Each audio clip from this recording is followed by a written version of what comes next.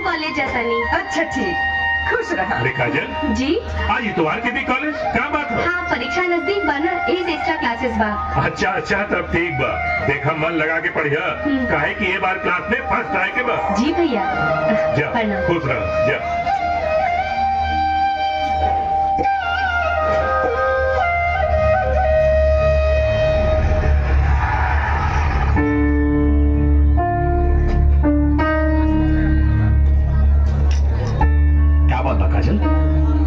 खबर पे खबर देके हम आगे कहे बोले लुआ ये बतावे खातिर छोटे सरकार कि अब हमने के छुप छुपा के करे वाला प्यार दुनिया में छुपावे लायक न रह गई। काहे? काहे? अब हमने के प्रेम की निशानी हमरा कोख में पले लागल।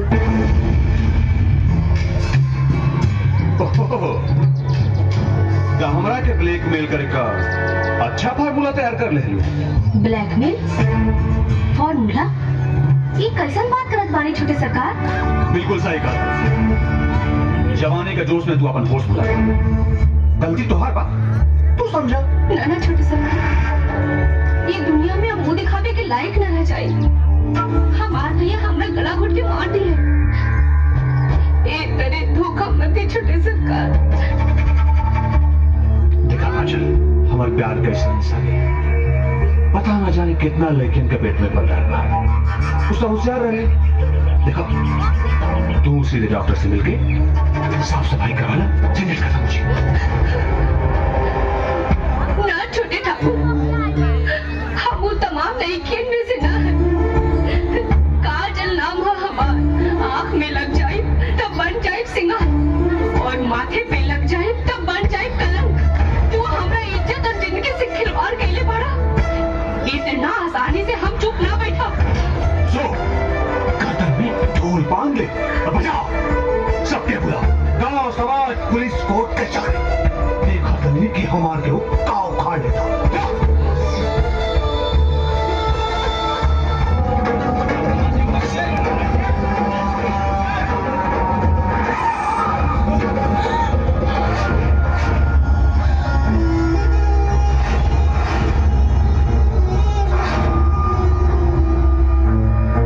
जिंदगी से तेज मौत के रफ्तार होला, समझ में आ गई?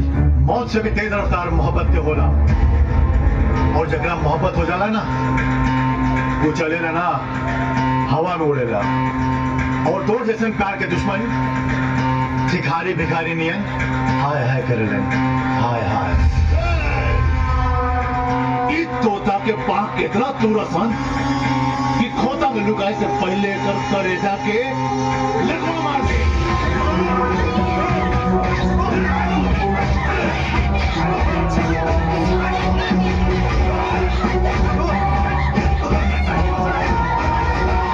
चाचा जी छोड़ दे, चाचा जी इनका के हम इनसे बहुत प्यार करेंगे। हम इनका बगैर ना जी पाए।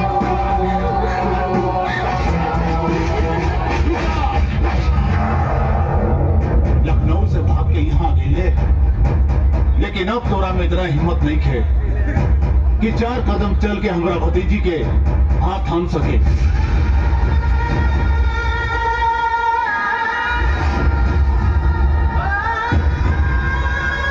लखनऊ से बनारस, बनारस से बक्सर, बक्सर से बलिया, घूमत घूमत यहाँ कहा ही तोरा के नहीं के मालूम। अरे छपरा छपरा, यहाँ एगो इतना डेंजर छोरा रहेला कि जगह हाथ पड़ेला तो कान बाहर हो जाला, और जब लात पड़ेला तो छाती चिपक के जहर हो जाला। और लोग उनके मसीहा कहने लगे, मोहब्बत के मसीहा, और वो है हमारे भतीजे के हाथ हमारे हाथ में धरेंगे। बुलाओ वापस मसीहा के, तोरा मसीहा के मच्छर नियर मिस के तोरा के चटनी नियर खिया दे, वरना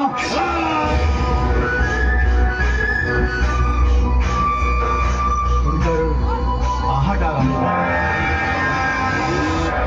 दिल थाम नहीं तो घबराहट होने लगी।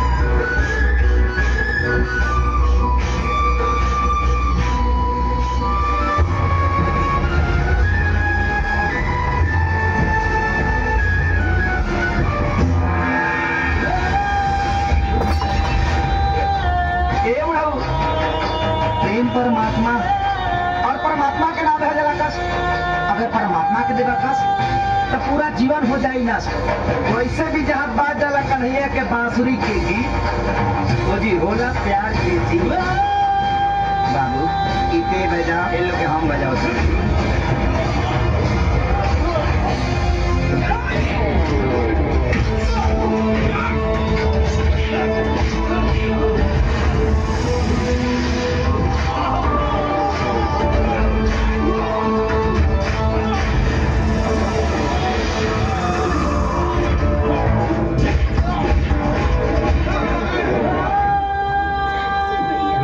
अरे क्या करता है?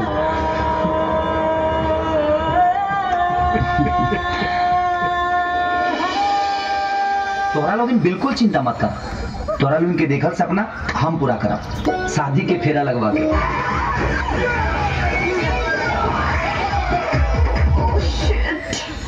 अरे भैया ये तो दिल हिलावे के जगह पूरा शरीर ही हिला देगा तो। है मैडम, जब चलावे के लूर नहीं खेत गाड़ी के गुरु का दिखाओ तल। Mind your language. ए देसी मुर्गी बिलाती को ई रेडवा अपना बाप के खरिहान बुझाता रुका ले दहिया पता है। How dare you? हमरे बाप के नाम ले लिया। मालूम है हम के कर बहिन है। तू केहू के बहिन हो खौ से हमरा का मतलब है? कोनो तारा भाई के हमरा थार बना के है। सुना अब हमारे गाड़ी के बत्ती टूटल बिया, या तो माफी मांगना तो 500 रुपया निकाल दो। ए मिस्टर, ना पैसा दे ना माफी मांगो। मैडम यार के परवाना है, मोहब्बत के दीवाना। टेर खातिर टेर है जाने ला। भीख मांगे के इतने शौक बा तो कटोरा लेके बैठ जा। इतना नौटंकी करने की क्या जरूरत है? 500 की जगह 1000 रुपया लगवा लिया अपन लाइट। अब है ना आई धाला आई तार सामने तरफ से अपनों गाड़ी के लाइट लगवा लिया, अपना दिमागों के लाइट लगवा लिया। You dirty one! Idiot! Get lost!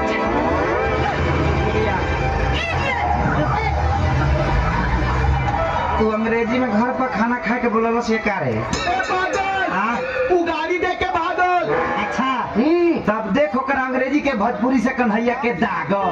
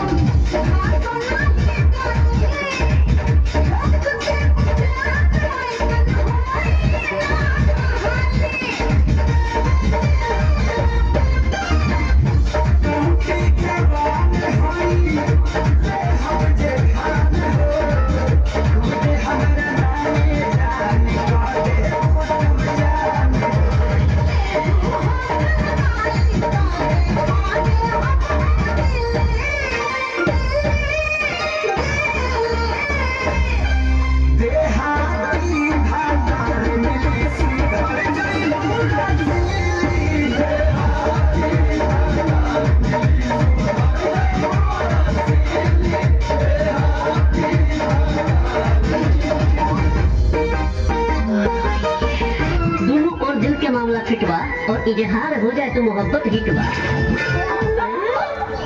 ये मैडम हमारे कन्हैया भैया पर लाइन मारो तारू ना। अरे तो हिचकिचाहट का है बारू, कहता अपन दिल के बात, आज खुशी के मौका भी बा, हो जाए प्यार के जीत। चलो। ओ बोले की हिम्मत नहीं थी मैडम। आई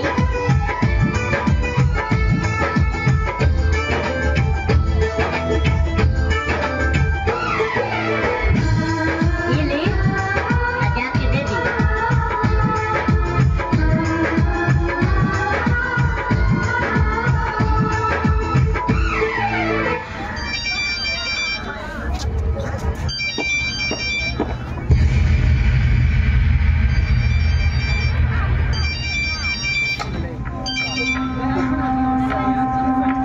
ये जाने मन बिना काम में तनिको मन नहीं खेला कर। प्लीज आ जाना, गाड़ियों ठीक करावे के बाद प्लीज आ जा। हेलो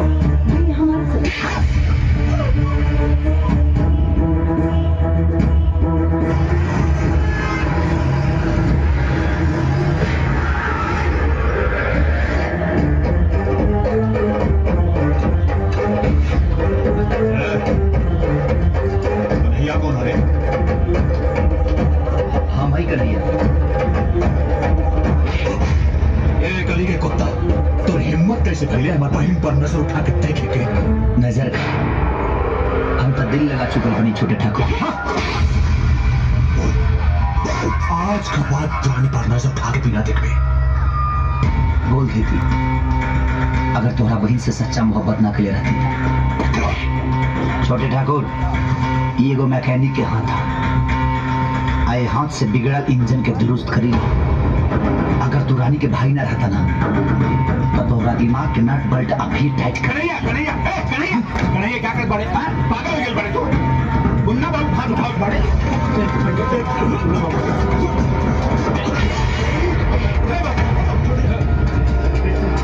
हम लोगों से हाथ जोड़ो हम माफी मांगते।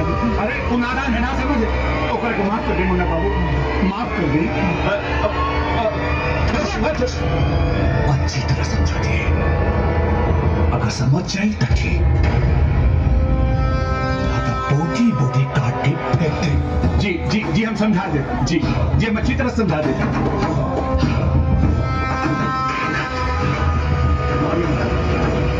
मालूम रहा एक दिन ही तोहरा के समझौले रहनी कि रानी कौना खानदान के लड़की बिया। इतिहास गवाह बा चाचा, इतिहास गवाह बा कि जब भी मोहब्बत के आंधी बहल बा कौनो न कौनो ऊंचे खानदान से ही टकराइल बा। हीरा था, सिर्फ रहा, लैला मजनू। एक दिन तोहरो इतिहास बन जाई। भूल जा रानी के, भूल जा, नहीं तो भाई अभी छोटे ठाकुर आई गई बात। अगली बार राजन सिंह ही अपन फौज लेके गोला बारूद के साथ चिकोली और बंदूक से डर गई मोहब्बत नहीं कर सका। और लोग हमरा के मोहब्बत के मसीहा कहेला। जब हम दूसरा के प्यार खातिर कुछ कर सकत नहीं तो अपना प्यार खातिर तो राजन सिंह के बाप से भी टकरा सकत नहीं हम। भैया उदू करोड़ी का मैकेनिक पागल कुत्ता हो गई बा। इतना मरली तब वो ही के नाम लेके भौंकता। ये सब एक वजह से होता। मैकेनिक से इसके लड़ावा किया, मन तो कर था कि बोटी बोटी काट के फेंक दे। और एक जितना गलती पा ना वो से कहीं जाना हुआ के छाती ठोक के कतल।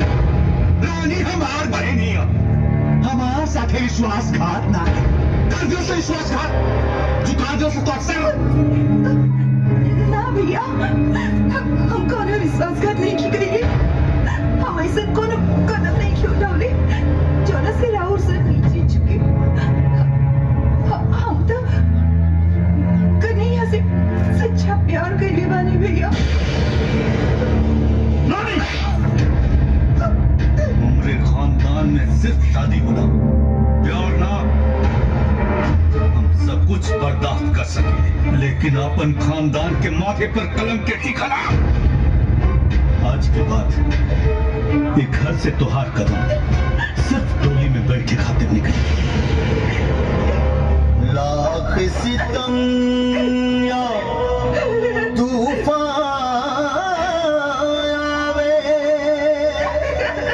चाहे टूट पड़े आसमान, काबो झुकौला से झुकेला नहीं, जब इश्क चढ़े परवान।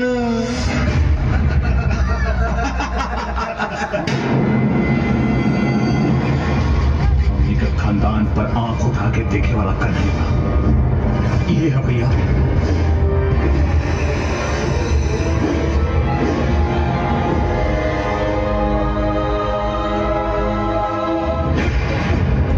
चिमटी होके पहाड़ पे चढ़े की कोशिश करता रहे, अपना औकात के लंबाई भुला गई ले कि हमरा सल्तनत के ऊंचाई याद नहीं के के अपने औकात में बन यही से पांव छुए के प्रयास करी। लात मारे से पहले तोहरा कजिया के भात कौन के खिला दिला। बहनोई के भिखारी ना जीजा जी बोल, वरना तिलक में तिलक लगावेला हाथ से हाथ ठोक दे। ए कली के कुत्ता, तो औकात बारे हमनी के खानदान से रिश्ता जोड़ेगा।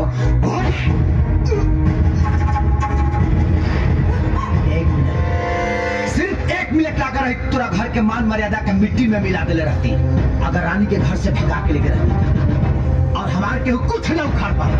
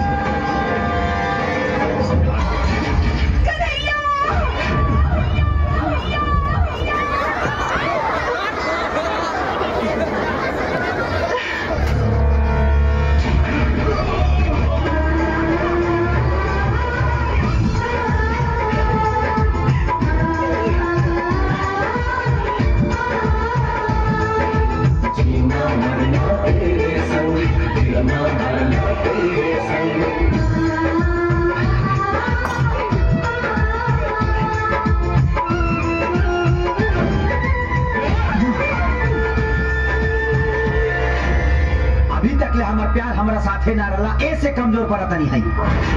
अब दिल के माई के लाल के इतना भी औकात नहीं है कि हमरा के बियाह करे से रख ले।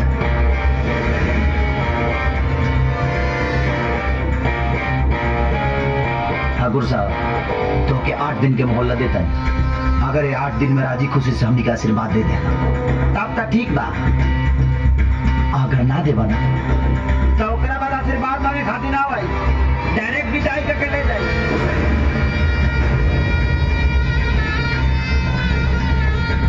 राधा हम तो कैसे ना ले जाए, हम तो अपने बाबू की डोली में बैठा के विधिवत तरीका से विदाई करके ले जाए। तब तक ले अपना पापा के लगे रहा और अपन ख्याल रखिएगा। जा पापा सिर्फ 8 दिन।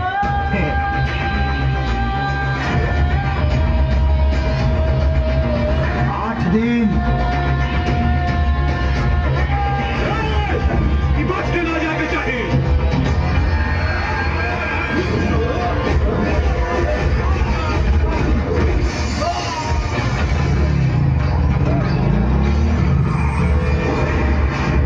हम कन्हैया ना किसान है, किसान बांसुरी भी बजाई ले और बांस भी उठाई ले।